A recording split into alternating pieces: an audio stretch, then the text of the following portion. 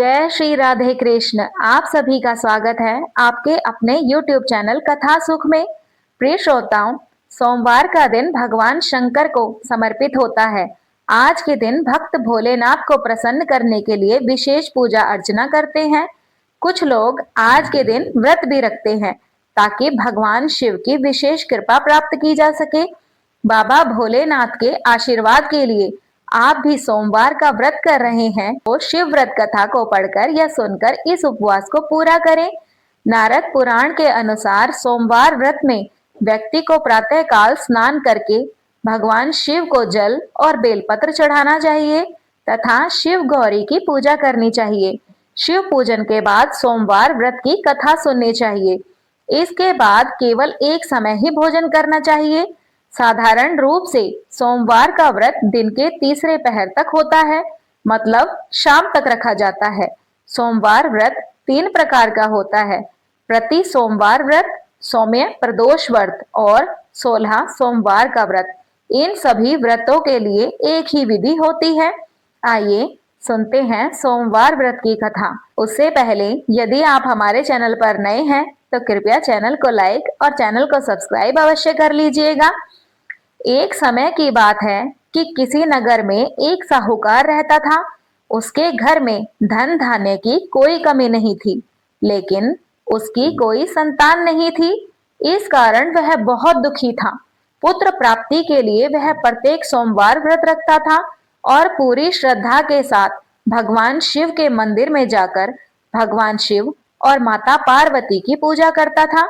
उसकी भक्ति देखकर एक दिन माता पार्वती उससे प्रसन्न हो गई और भगवान शिव से उस साहूकार की मनोकामना पूर्ण करने का आग्रह करने लगी।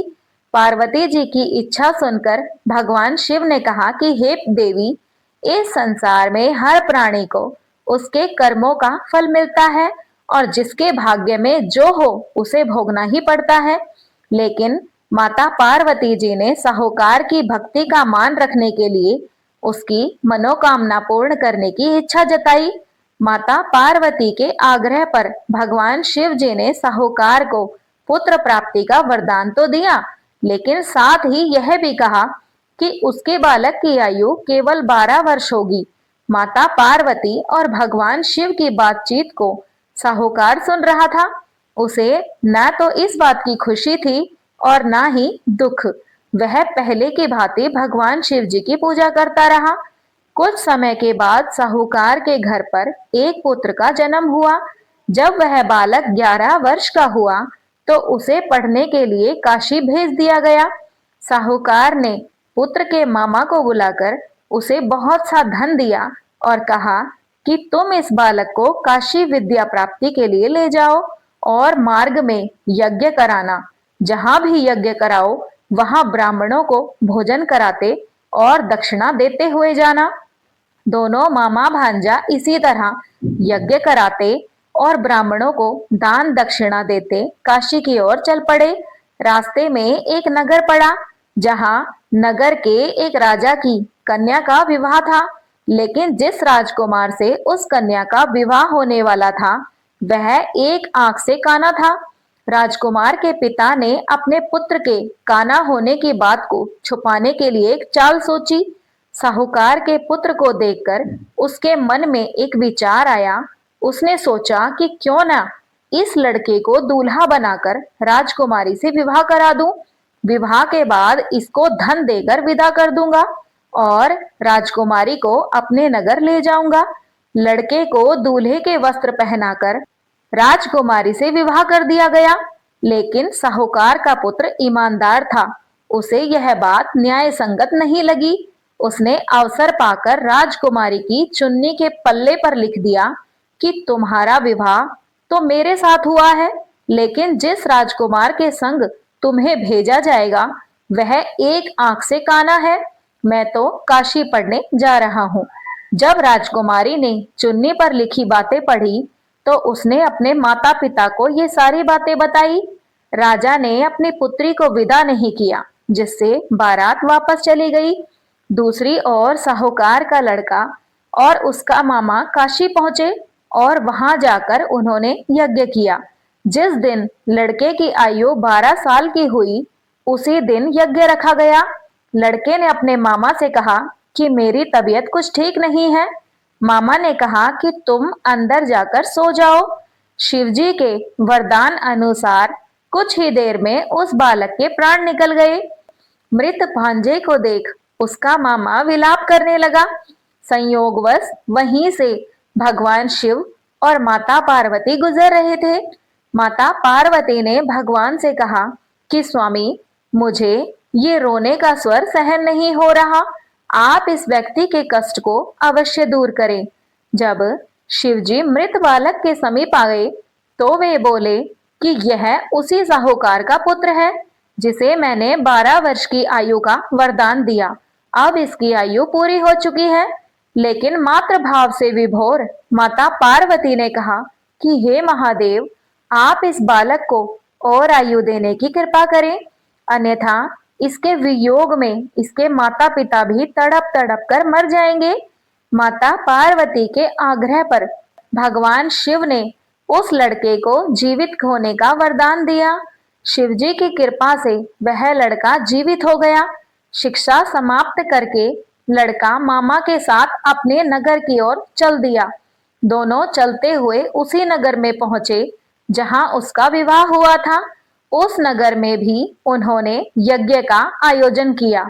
उस लड़के के ससुर ने उसे पहचान लिया और महल में ले जाकर उसकी खातिरदारी की और अपनी पुत्री को विदा किया। इधर साहूकार और उसकी पत्नी भूखे प्यासे रहकर अपने बेटे के आने की प्रतीक्षा कर रहे थे। उन्होंने प्रण कर रखा था कि यदि उन्हें अपने बेटे की मृत्यु का समाचार मिला तो वे भी अपने प्राण त्याग देंगे। परंतु अपने बेटे के जीवित होने का समाचार पाकर वे बेहद प्रसन्न हुए।